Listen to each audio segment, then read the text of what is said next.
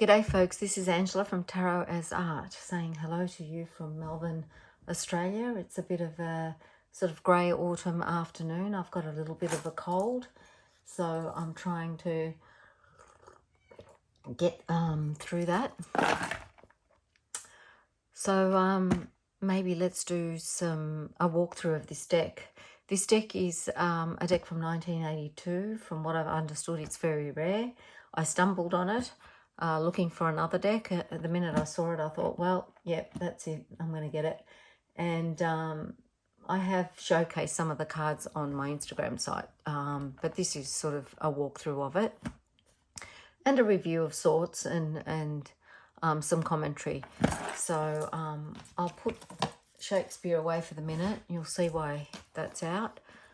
And I did want to spend a minute to say how when you get some precious decks in Australia, how beautifully they are boxed up. This came in a box wrapped, and this was also wrapped inside the box that it came in. I was just so impressed. And then it was also wrapped in this beautiful paper. And it had some protection around it and more bubble wrap. Absolutely amazing. And this is the deck, the Tela della Rea by Alain Bocher. Why I talk about the wrapping like that is I did buy a very precious deck from overseas, and it came in like a food processor box that was half banged up and too big for the... It was just, I couldn't believe it. And I paid good money for the deck, and I'm not going to say which one it is, but I was just sort of, I don't know, aghast at it. The lack of respect for the deck. Anyway, I've bought a few precious ones from Australia. I've bought this one, and I've bought this beautiful La Corte de Terracchi, which is an Il Meligeno deck, and this was on eBay as well. And the seller wrapped it in, you know, a perfume box, and it just came in. It was just superb. So good on the Australian sellers. Anyway, this is Alain Bocher is the artist. I don't know much about him. I think he's French-Canadian. It's from 1982. Tarot della Rea. And I'll open it up. I think there were two versions that were done at the time. One was a silver version. This is a gold version. And we'll see that it's a gold version. It comes with this beautiful little book. And it's one of 1,783 that were printed. Very exciting. And at the back, it's also translated into English. I haven't read it yet. I think it would be very interesting to read. I don't think it's a sort of normal little white book. So I'll get through that. So here we are back with the box. And I guess... yeah, they've got some covering cards to the deck. Again, just covering there, 1982, the beautiful backs. As I said, I think, I'm not sure. I've done this video a few times and I haven't been happy with it, but there's occult symbols in the back. There's his signature here on the dress down the bottom, and there's gold and silver everywhere. And, you know, with Mercier, we don't have that many of the occult symbols, but this deck does. And this is a quote in French from Hamlet, which I will read to you now so we can get a start on to see where he's sort of coming from. This is a book that my dad always had in the library, which was the complete works of William Shakespeare. And it's from Hamlet, Act 1, Scene 5.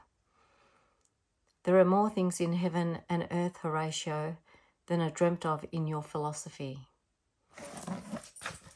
And that's a beautiful quote because although the quote on the card doesn't put Horatio's name, because I think the creator is really talking to us, and I think Hamlet is also talking to Horatio there. So here's the, these will be the majors. I'll try and get in a bit closer. And at the end, I'll do some pairings and maybe a little spread to see how it works. But hopefully there's no shine and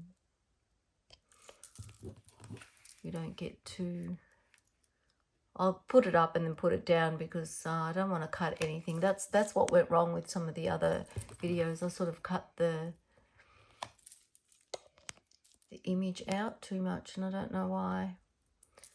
Anyway, this is, here we go.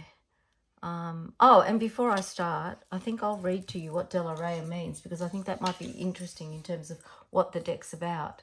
So De La Rey is a French word meaning a party in a lawsuit, a plaintiff, a defendant, a culprit, guilty party, sinner. De La Rey is a Latin phrase meaning the guilty mind, or the guilty mind is a legal term. Actus non facit reum nisi mens sit rea, which is in Latin. Sorry about all that. I don't know if it's pronounced correctly. An act does not make a person guilty unless the mind is guilty. And I think that's what this is. This deck is about. I think it's about looking beyond the mask and looking beyond the surface. Because as we get to the minors, you might see that there's something about the deck that has an ink block quality to it. And ink blocks are used to uncover perhaps what's going on in the subconscious. They were used a lot in the 70s and 80s. I don't know if they're still used. He's the Emperor with the eagle. You're probably seeing that it's got astrological symbols that we're not used to.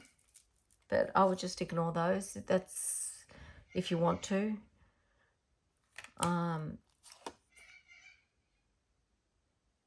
They're a bit different than what we're used to. For instance, this looks like it's got Gemini, whereas we do know the Chariot, for instance, is Cancer normally.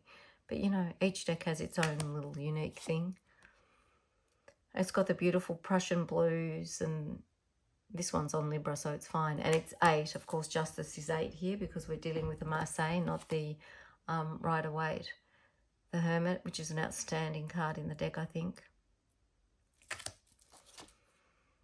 Wheel of Fortune. Strength. And that little creature reminds me of this little creature on the Benedetti Tarocchi. It's not the usual line. Oh, and by the way, if we want to do the sizes, let's have a look and see. I'll show you. So this is the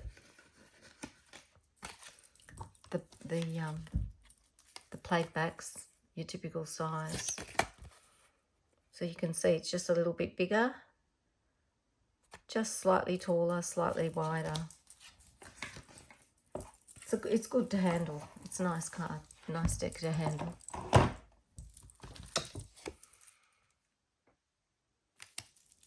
I've been doing, this one's got more aqua, sort of light blue colours, and the Prussian blue and the green and the gorgeous, just the gorgeous coloration is just unbelievable. And the line work, Death. And I like it when he uses the black and white as well. He doesn't use it a lot, but when he does, it makes a statement. Temperance. The Devil, which I absolutely, Diable, which I absolutely love, because here we are. There's sort of these sort of watercolour figures in the background, and you can make what you want of those. Like, is that a woman's torso? And you've got here that chain. La Maison Dieu, which is the house of God. Well, struck by lightning, obviously, or something coming out of the sky.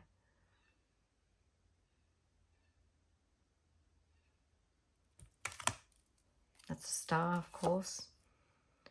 And this is the moon. And what I love about this is you've got the crustacean coming out of the water, but the water looks like it's in a... It's sort of immediate. It's sort of, at the beginning, it looks like, oh, it's a swimming pool. Like it's... But then you look at it and it's, wow, it could be a door.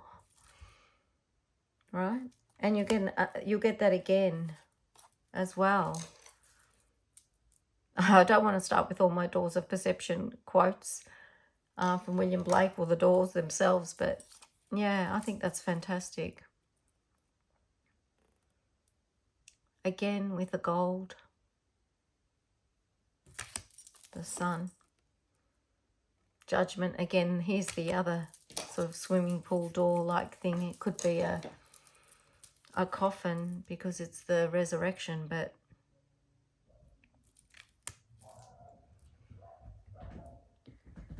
you know, I mean, you've got to get that. I mean, you can work that out yourself in terms of how you want to interpret these cards. I think there's got a lot psychologically. They're very Carl Jung. They're very about the mask. They're very about what's lying beneath and the guilty part of it, or the shadow part of ourselves. It's sort of a shadow marcier, really. It's gorgeous. And there's the world with the 4 elements: fire, air, earth, and water, and Taurus, Scorpio, Aquarius, Leo. And it looks like it's got that beautiful wreath. It just takes from those symbols. It's actually just absolutely fantastic. So they're the majors. I'll go more quickly through the minors because they are pips. They're interesting pips though. These are the wands or the battens. And again, this is that ink block I was talking about before, where it looks like a watercolor that's just running a bit.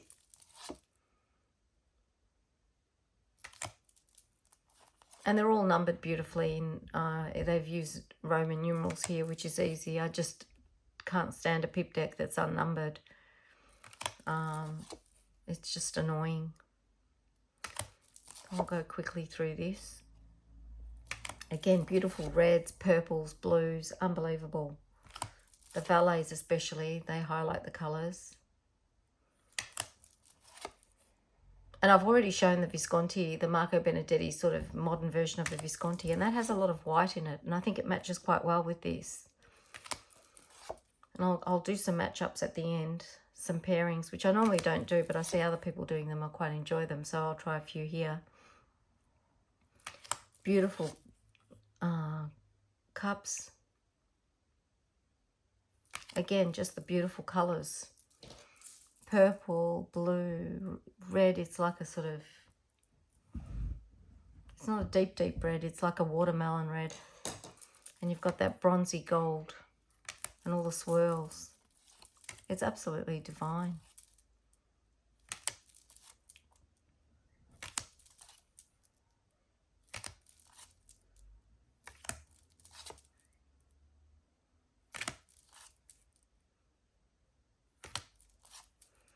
Here we go, the valet, which is the pages. Absolutely beautiful with that really strong, bright red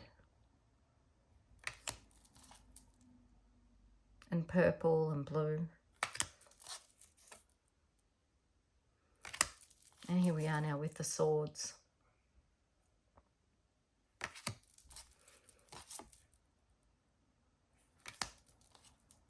Again, the ink blot. And this is brighter colours, which is odd for the swords. But there's a bit of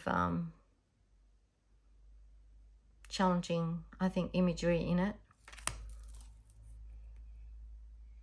That gives you an idea of the meaning. I love that. It looks like an eye in the middle of that 7, but...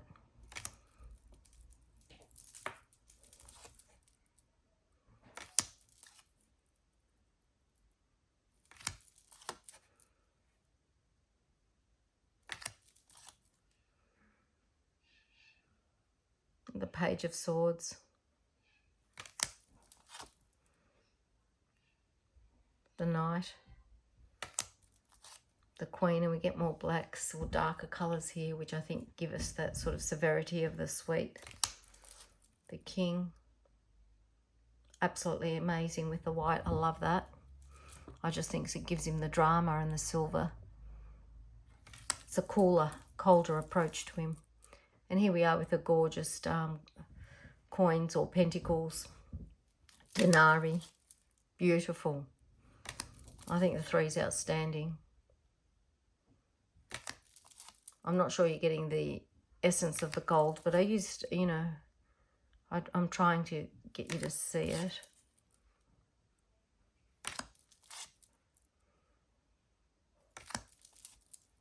Again, there's swirls, a lot of gold. And I think, oh, if we go just back to the 3, just to some of the detail that you might not see is you've got a sun, a moon, and a pentacle, fire, air, earth, water, spirit. Just a lot of detail in the pips.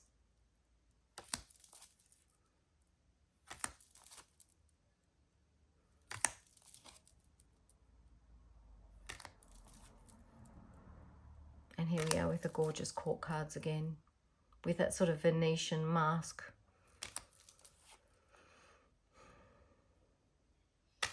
It helps us get to the truth and to the bottom of things, to the nature of motivations, where people are at. That's gorgeous. There he is. Beautiful purple stockings, the ladder. I mean, there's a lot into it. This is the King of Coins, and there's his ladder climbing to the top. So, I mean, that's there. I'll give it a bit of a shake and see. We can see what cards come out, and then I'll just do a few pairings with some of the decks I've got. And hopefully this hasn't, I didn't want it to be too long. And I'm just going to do, you know, the shuffle just like this. You could not, these cards are very hard. It would be impossible to do a bridge shuffle, I think. But I don't bridge shuffle anyway, so I just overhand shuffle. And then I do my, I don't know what this is called, I just do a drop shuffle, which I absolutely love. But what I'll do is I'll just fan these out. Let's have a look and see.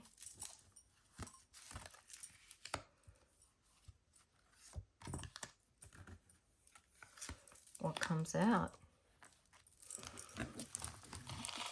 And how it looks.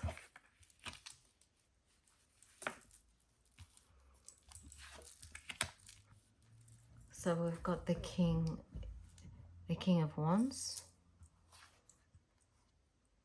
the Two of Swords, and the Star. So, I mean, you could read that if you wanted to read that as in terms of what's going on today. Maybe doing something on top, taking charge with something entrepreneurial or creative. You know, what to embrace, choosing a path with the 2, making a decision about where you want to go with that. If it's an artwork, or if it's a, you know, trying to start something different, just getting through the day in terms of any creative endeavor, and, you know, what to release. I guess the Star's there in terms of, you know, what to release. Maybe don't get too caught up in being too optimistic and leaving things to fate, and maybe we need to make some decisions about how to go forward in terms of any creative endeavors. I mean, the Star's always a blessing, but sometimes it's like maybe take charge yourself. But I mean, that's something like that. But what I'll do now is, again, I'll just give them another shuffle, and I'll just see exactly what I think the influences are. I think we already mentioned the Benedetti, but I'll just take it out to see how it pairs, which I think it does beautifully, actually. I think there's a lot of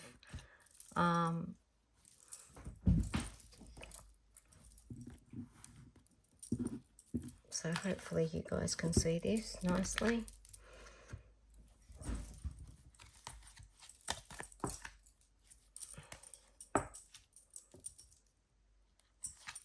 I think the white in the background is something spectacular, and I just think the colours are so strong that it just works beautifully, absolutely beautifully.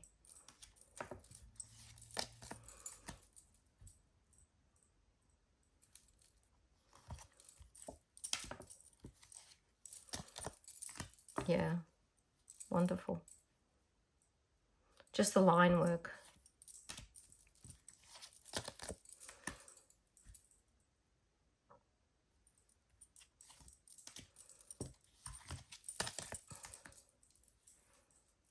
The two wheels, interesting.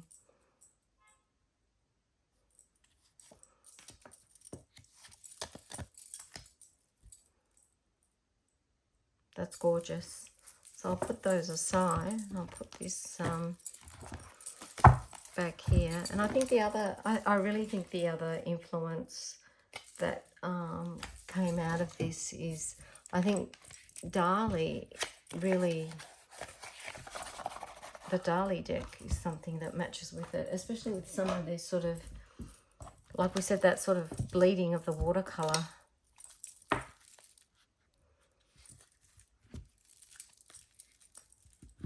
Yeah, and all those sort of bronzy golds.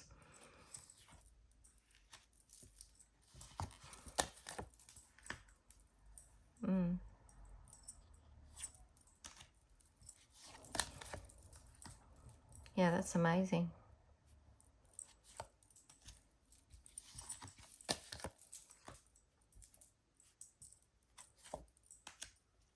Yeah, all that colour scheme.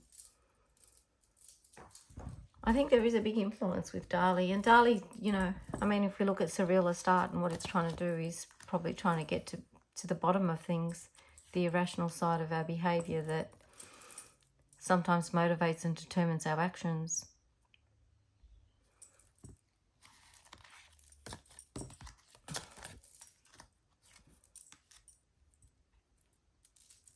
But I think the colour schemes for both those decks with this deck is unbelievable.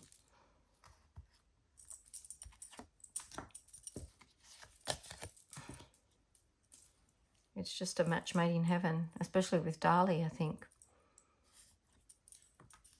Because then you get all the imagery around, you know, just the pips.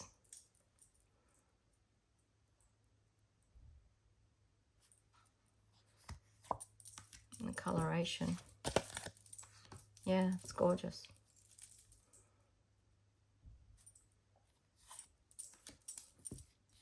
I mean, that's amazing.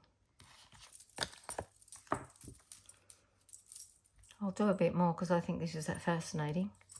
There's Dali as the King of Coins, the Master of Masters.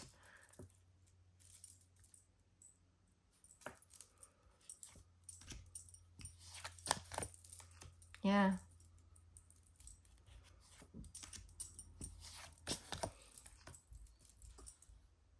I may stop there, but this was what I was talking about in terms of a lot of the bleeding.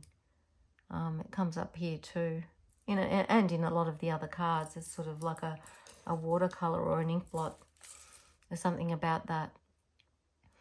But I do hope that you've enjoyed the presentation of this deck.